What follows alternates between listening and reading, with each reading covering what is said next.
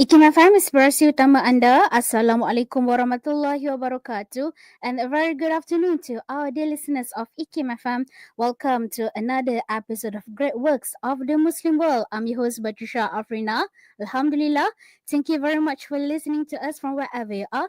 Either you are listening to this through radio or even through our social media pages, Facebook, and YouTube. And as usual, in Great Works of the Muslim World, we explore the timeless masterpieces that have shaped human thought and civilization. And today, we will dive into the Muqaddimah, also known as the Prolegomenon, a groundbreaking work by the 40th century historian, philosopher, and sociologist Ibn Khaldūn. But before we go further into the conversation, I would like to introduce the guest, the man of the show himself, Dr. Muhammad Husni Mama Amin, fellow at IKIM Center for Science and Environment Studies, KIAS. Assalamualaikum, Doctor. Waalaikumsalam warahmatullahi Batrisha. How are you, Doctor? Good, Alhamdulillah. How are you? Alhamdulillah, I'm doing great, Good Doctor. to see you again. Great to see you again too, Doctor. Alhamdulillah. So, Doctor, this time for this episode, we will look at the work of Ibn Khaldūn. In the previous episode, we talked about Imam Iskandari, if I'm not mistaken. Yes.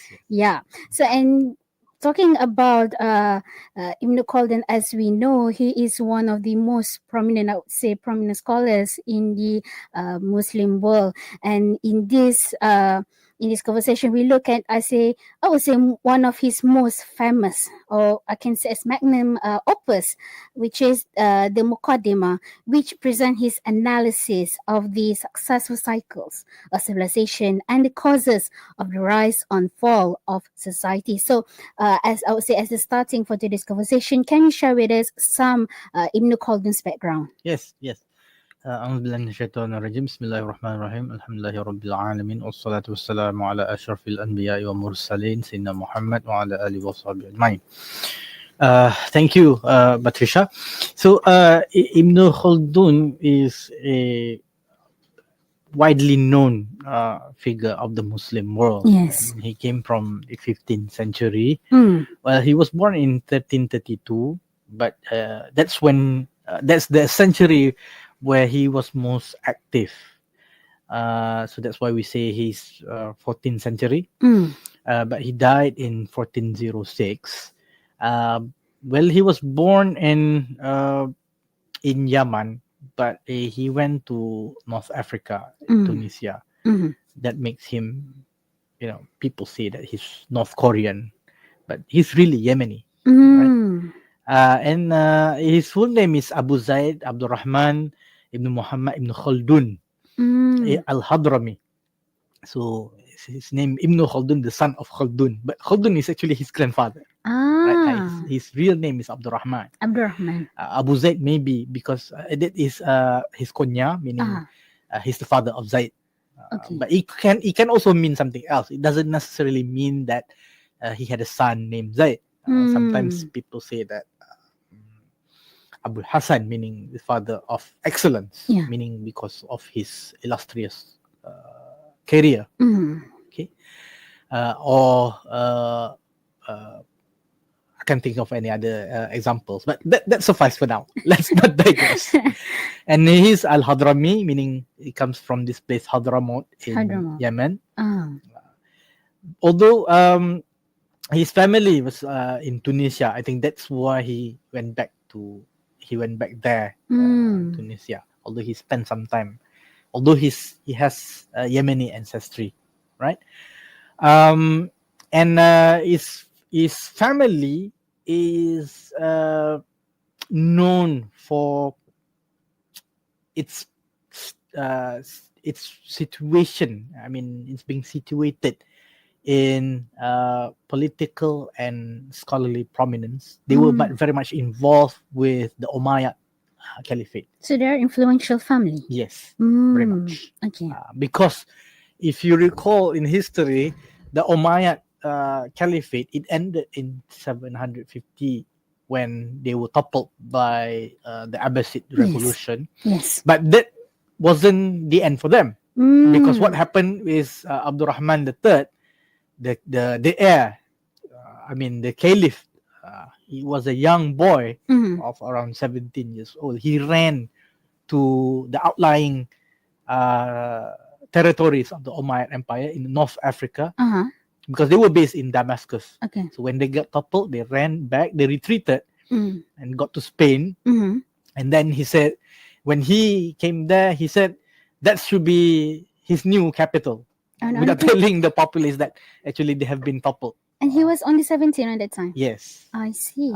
So there's one time when we talk about, we want to revive the caliphate, you have to ask these people, which caliphate are you talking about? Because at one time we had like 3 caliphates operating at the same time: the Abbasids, who just taken over, the Umayyads, and then soon there will be the Fatimids, emerging from Africa and then centering their power in Egypt, in Cairo. So they were dominating at the very same time. Yes. Even though Abbasid already toppled the Umayyad, then that's correct dynasty. Yes.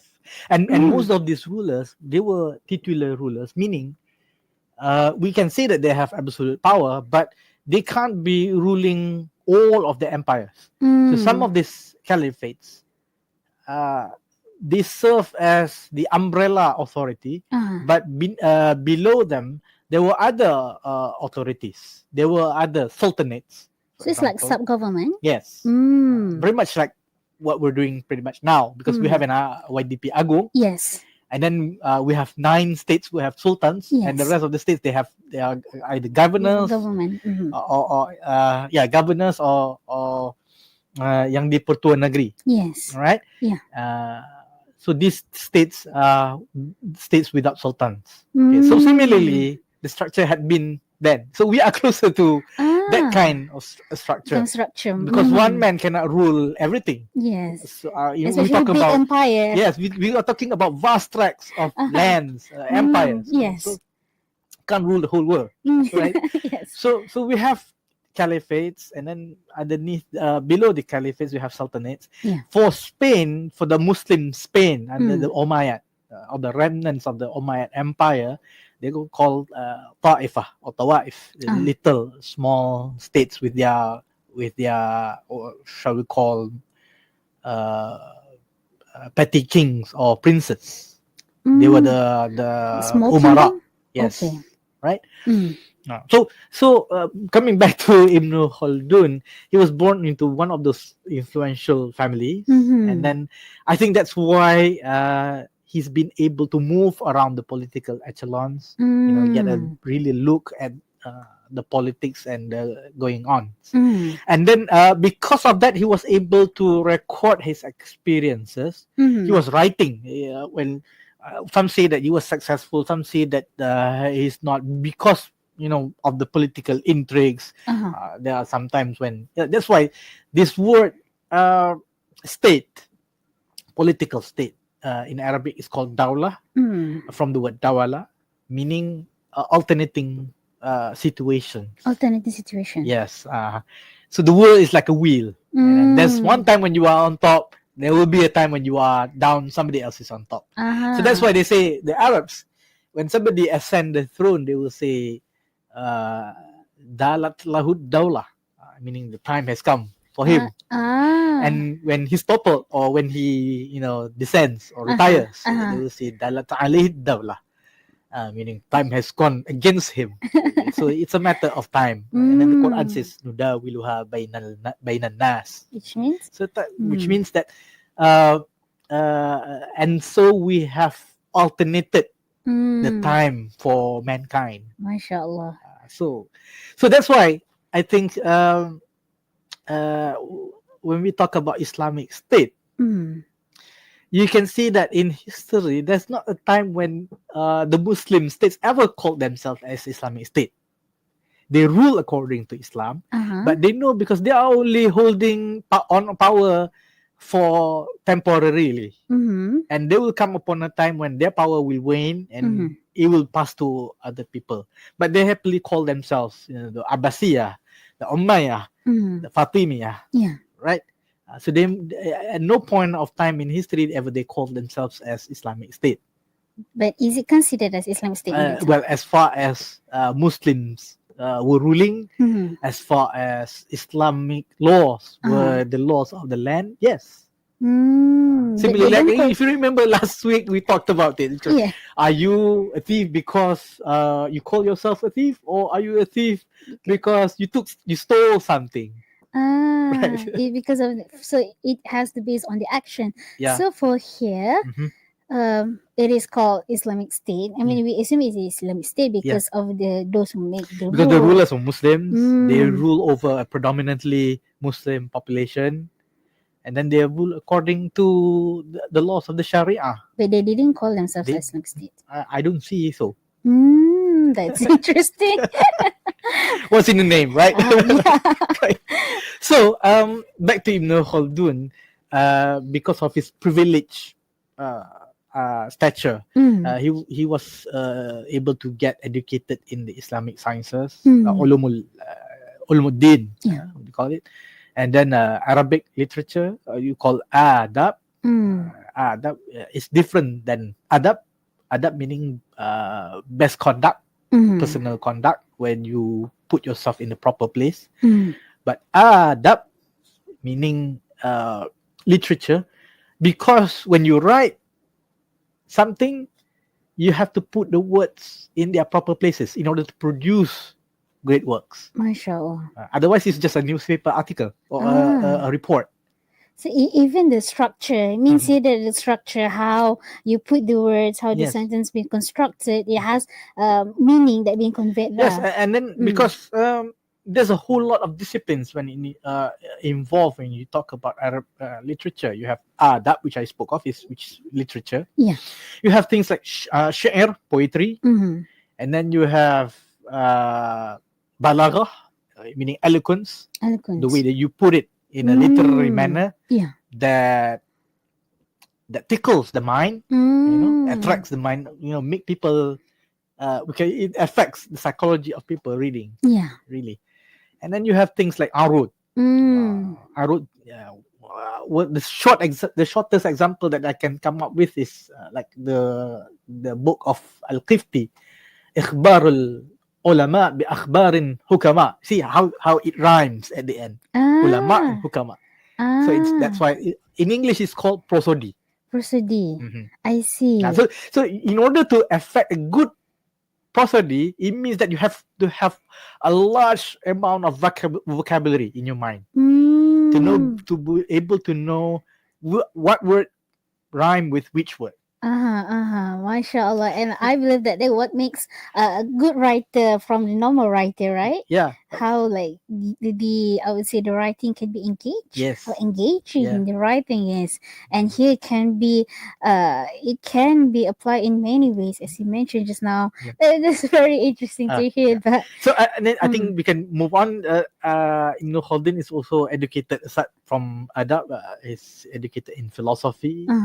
In political thought, because there have been great works on political thought. We say it, Al-Kindi, Al-Farabi, Imam Ghazali, even. So he's been able to take advantage of these works because coming from a rich influential family, he would have access to these great works. And then because of this, like I said, he's been able to experience a career oscillating between political service. He served as a government official in the Umayyad Empire, and also scholarly pursuits. It takes time to write books, and he had experience serving as an advisor, as a diplomat in North Africa and also Andalusia, because these are two really close continents. Just North Africa. Today we say Casablanca, Libya. It's just across the Mediterranean Sea. Then you reach Spain. It's very near. Yeah, it's very near. It's just one ship trip. One ship trip away. I see. Right. And because of this, because of the politics, sometimes he experienced exile when he's not so. This is where we say that at some certain points in his political career, he's not been entirely successful, but that is still a win for him, because he got the time. He used the time to in solitude to develop his seminal work, which we want to discuss today. Muqaddimah. The Muqaddimah. Yes. So it was that time when he was in exile. Yes. So it was written. Yes. And going further into that, right? Yeah. If you look at the meaning of Muqaddimah, Muqaddimah means introduction or prologue in Arabic. And I believe that this monumental text serves as the preface to Ibn Khaldūn's larger work on the world history. Yeah. So I'm just intrigued. Why is it called Muqaddimah, the introduction? Does it mean that it is introduction to Ibn Khaldūn? Means that if you want to understand about Ibn Khaldūn, you have to first read Muqaddimah, or it is one of the first book that he first written? That's a very interesting question, Batisha.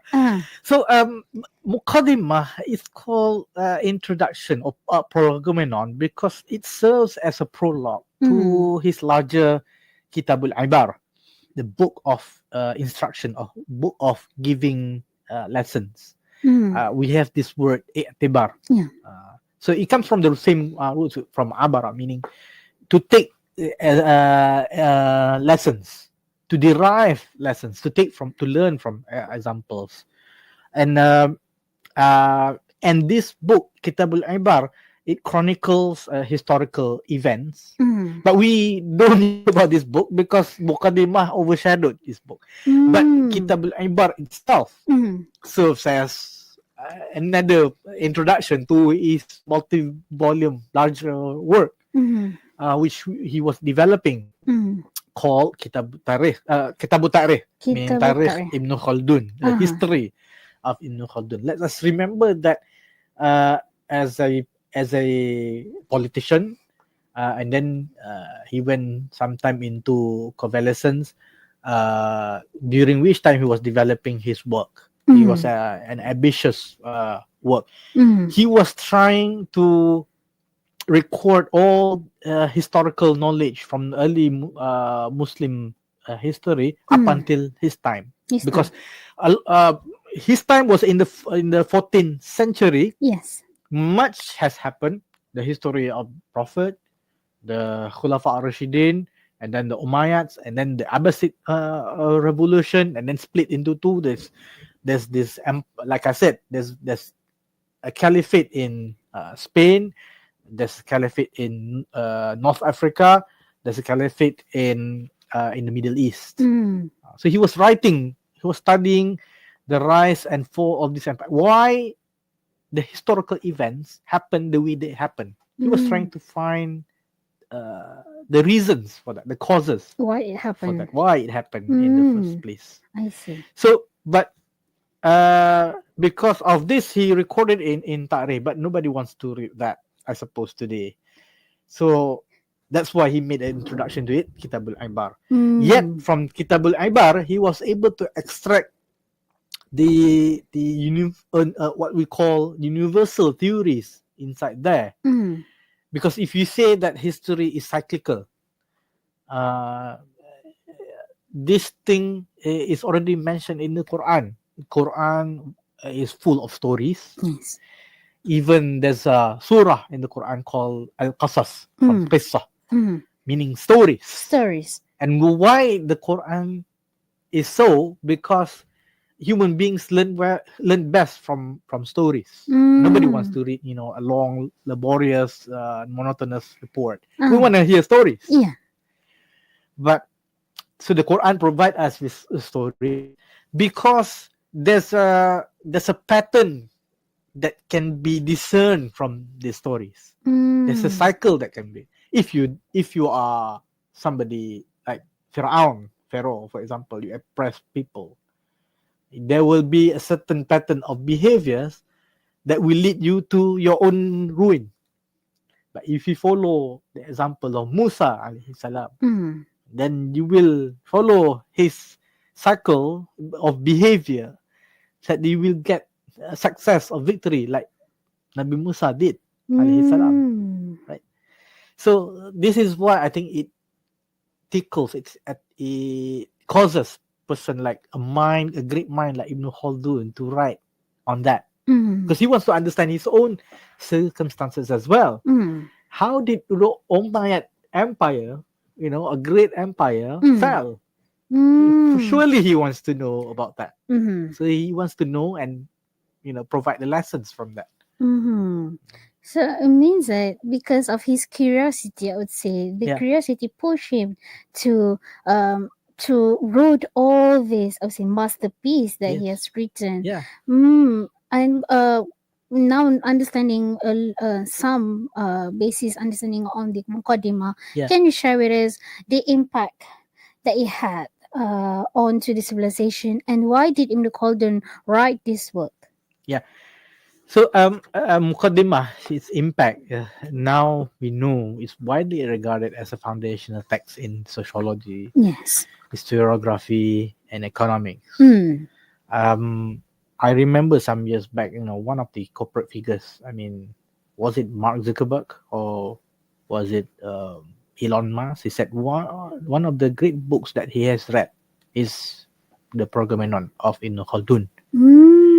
It's so much so because the impact, because even Adam Smith, is the English economist. Yes, he wrote the book The Wealth of Nations, from where proponents of capitalism like John Maynard Keynes and the likes, from where they derive their capitalist economic theory. And Adam Smith has read Ibn Khaldūn'S Muqaddimah. The talk about supply and demand, how economy of a country contract and expand. What determines the prices of goods? What make a country prosper? So these are all discussed, included in the book Muqaddimah. So we can say that this book is a groundbreaking approach, which marked a departure from traditional chronicles, the traditional way of writing tarikh. Now there's the difference between tarikh and tarikh. What Ibn Khaldun wrote in his voluminous history book that we call tarikh, meaning history. That is, he records all the important historical events. Who ascended the throne, who was deposed, so which was battle during happened. Umayyad dynasty. The Umayyad, coinciding with the Abbasid. Remember, I said that he's in North Africa, in the Umayyad part of the territories, and then there's Abbasid. There's a parallel caliphate going on. Right? So he's recording both of them. He's recording events all of that, all the happening. It's like world history, if you put it simply. Because he was gathering all this akhbar, all these reports from the territories. Mashallah. Right? And but Muqaddimah is ta'rikh, it's shorter with a alif hamza, because it's what we call historiography. How you tell history, how you make sense of all the historical events. Otherwise, it's going to be just long sonorous report. Who become sultan, who become king, who got deposed, who got married to whom, who birthed whom.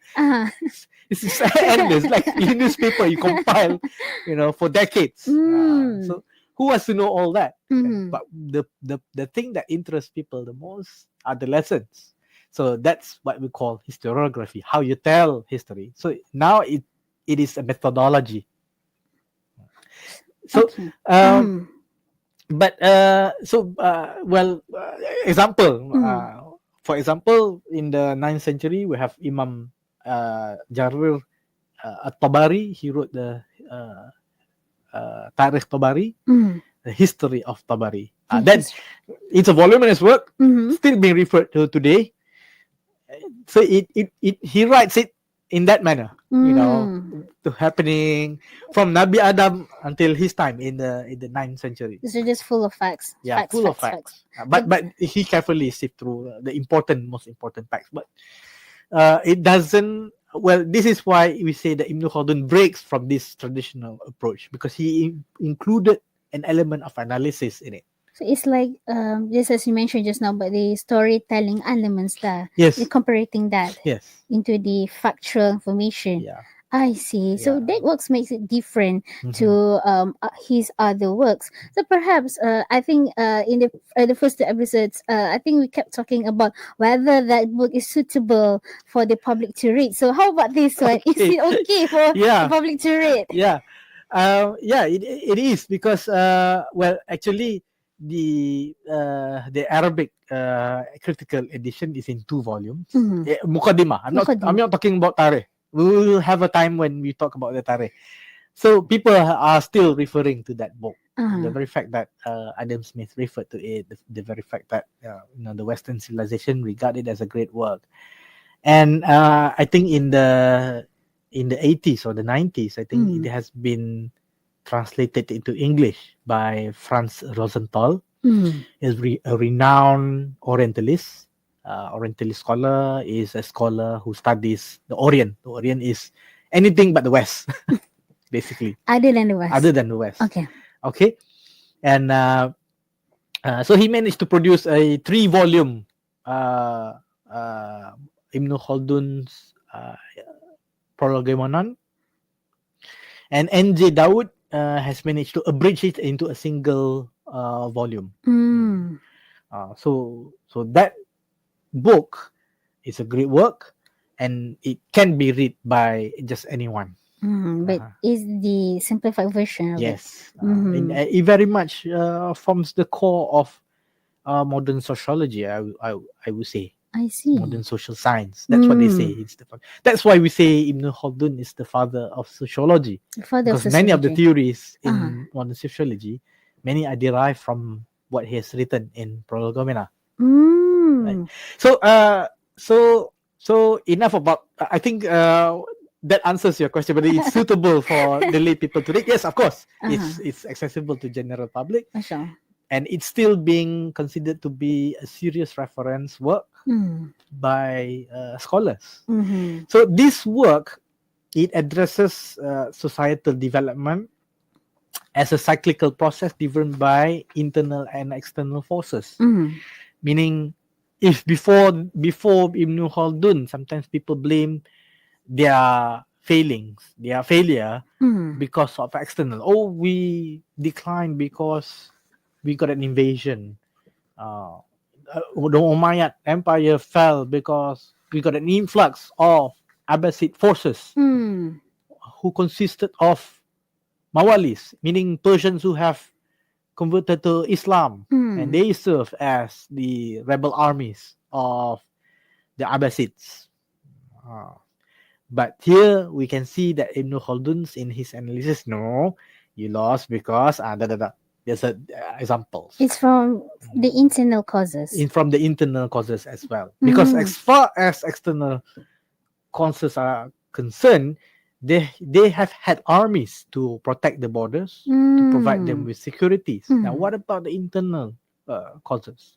Well, he said that it's due to, this is where he introduces the cycle, meaning a cycle, in a dawlah, in a temporary rule. In the temporal rule, there are 3 phases. What are the phases? First phases, he calls the strengthening of the asabiyah, the social cohesion. I see. Meaning, Franz Rosenthal used the word group feeling. Group feeling. When you feel that you are with your own people, you are like me and I'm like you, so let's band together.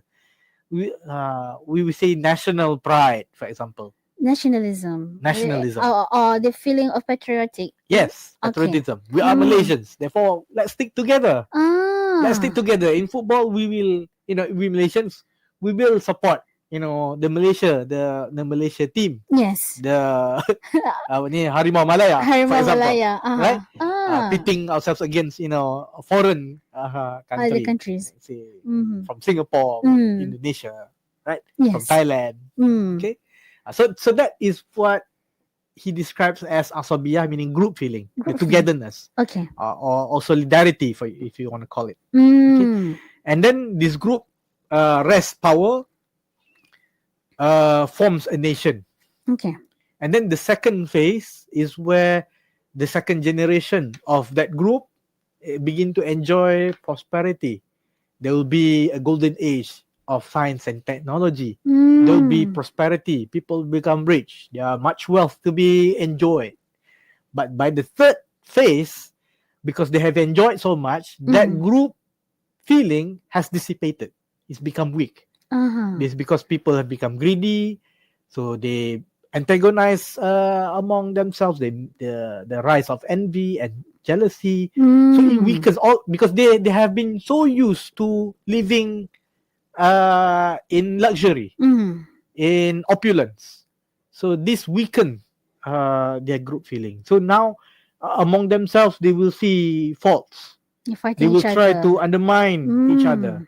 So this is what we said earlier on, the internal causes. And because of this, they are prone to corruption.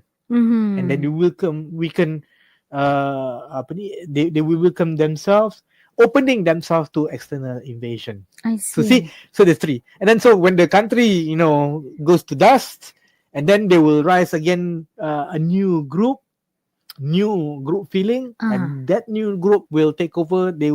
And then the cycle begins again. So this is how he explains the history. He was trying to explain how Umayyad Empire fell. He was trying to explain how the Abbasid Caliphate rose to power. He was trying to explain the Berber dynasties, the Murabitun and the Muwahhidun in North Africa. These were the major group that rose out of strong tribal unity and also a kind of religious zeal. Because the Murabitun from Ribat, they thought they were seeing themselves as the protector of the borders against the European invaders coming from Byzantine, come from Europe, and also and then the Muwahhidun, because they see that the Murabitun they have become deviated. So they rise as the follower of Tawhid, the true followers of the unity of God. So these two groups they play. They have an interplay of power. Okay. And then the last one, the last example that I want to say is the Umayyads of Andalus, because they were beaten in Damascus. They were retreating to Spain, where Abdurrahman III he established his caliphate there, saying that we have not been beaten. I'm just switching the capital to our new territory. One day they didn't know that they already fallen. Yeah, Damascus, right? Yes, in Damascus, in Syria. So they moved to Cordova in Spain, in Andalus. So because of that, he was able to arouse the people, make them initially disciplined and united. But eventually, then again, they will succumb to pettiness. That become the petty states, the Ta'ifah, and these weaken the ability to resist external pressures like the Reconquista in the 1450s, when the Christians in North Spain, particularly the Kingdom of Asturias, they come down and they slowly reclaim their lost territories, which they have lost to the Muslims. So and then come 1492, there were no more Muslims there. I mean, there were only little of them left there. So that's so Ibn Khaldun was trying to understand such patterns. He was very much influenced by experience of the political instability, and also he has an inquisitive philosophical mind. So that's how he tried to contextualize the history, and he records this. That's what drove him to write this book. MashaAllah. And actually, something that I can learn from here is that there are a lot of things that we can learn from the history itself. And I remember, I think this one quote that those who do not learn history are doomed to repeat it. George Santayana, American philosopher. Yes. So I think this is a perfect example of it, right? Yeah. If you don't learn of what happened in the past, you tend to repeat it. And here, especially you mentioned about the 3 cycles. That's very interesting to know. And I'm being quite frank here. Does it mean that we are still in that or say three phases Well, of not to success? say that we are still. I think that's got to do with human nature and human behavior. So, because we are limited creatures, Yes. there's only limited sets of permutations of behavior that God has made into all of us. I mean, there's nothing new actually. If we are concerned about corruption happening in society, evil, crime, people have done worse in the past. Like Fir'aun, Yeah. he arrogated himself as God. And then today we have like social medias when they have followers, thousands of followers, and the way people have the super rich, the supra rich. I mean if you see in 2016 there's an Oxfam report saying in the report stated that there's 8 people holding the wealth of holding half of the world's wealth. 8 people. Is concentrated in 8 people alone. These 8 ultra rich people. By 2024, this number has fallen to 5, meaning it's become more concentrated in a smaller number of people. They are holding a half of the world's wealth. These things has happened. If you were so this thing can happen. This has happened in the past. It's happening now. It will happen in the future. This is how you say human nature, the way people. So that's why I think the most important lessons in the Quran and also in works like Muqaddimah is these lessons. I mean, it can happen. Learn from it. Don't repeat the same mistakes. Really. MashaAllah, Doctor.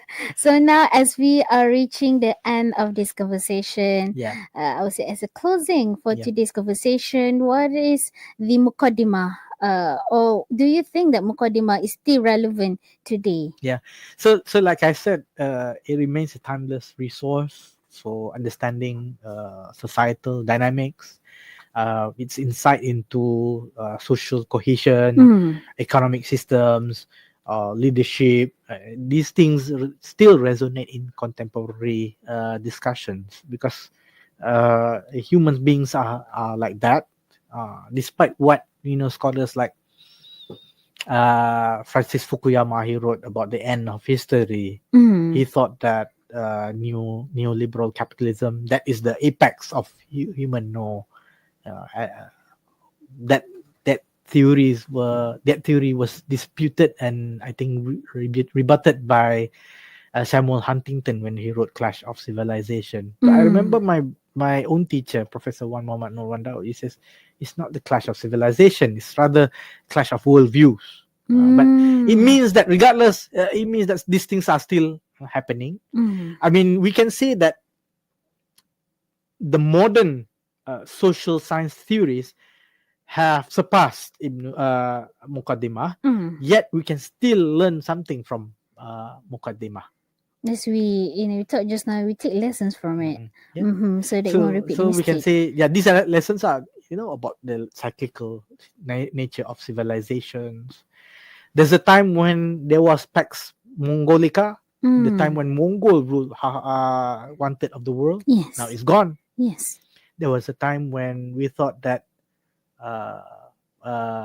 we'll say Pax Americana. There's a time when during the time of the Cold War, when America was the unipolar. I mean, it's a unipolar world, meaning they set the global order. But now people are talking about multipolar order, meaning there are several poles of equal of nations which are equal in strength. Governing the world. It's not just one powerful state anymore, but several states. And we no longer look at the West. Only just and now. then we talk about, we can see that China is rising. It's on the rise. Some people talk about Pax Sinica, meaning when China becomes a global power, then it can dictate a new world order. So these things, like you said, like I said before, it's cyclical. It's cyclical. There's one time when you are up there will be a time when you are down. So beyond the Islamic world, this Muqaddimah, we can see that it has influenced historians like Arnold Toynbee is a great world historian, and modern disciplines like sociology and economics. So this, I think, this work will remain relevant until there come upon a time when another great work will supersede it. MashaAllah, but as for now, it is considered as one of the great works, especially in the Muslim world. Yeah, precisely. MashaAllah, Doctor, I personally learned a lot from today's conversation. Thank you very much for your sharing. And I also believe that your sharing for today is beneficial and also inspiring to our listeners out there, especially on understanding, in exploring Ibn Khaldūn'S Muqaddimah, a text that I believe not only analyzed the circles of civilizations, but also offered timeless lessons on society, leadership, and also about the human condition. And dear listeners, thank you very much for listening to us. If you like to share your thoughts or like to share your comments on today's conversation, you can leave it on the comment section of this airing on Facebook and YouTube, or you can simply leave us a message through our WhatsApp at 011-29004004. So again, Doctor, thank you very much for being with us. Assalamualaikum. Waalaikumsalam warahmatullah. And dear listeners, thank you very much for listening to us. Be sure to tune in to us next week for more conversation. Stay tuned to IKIMfm.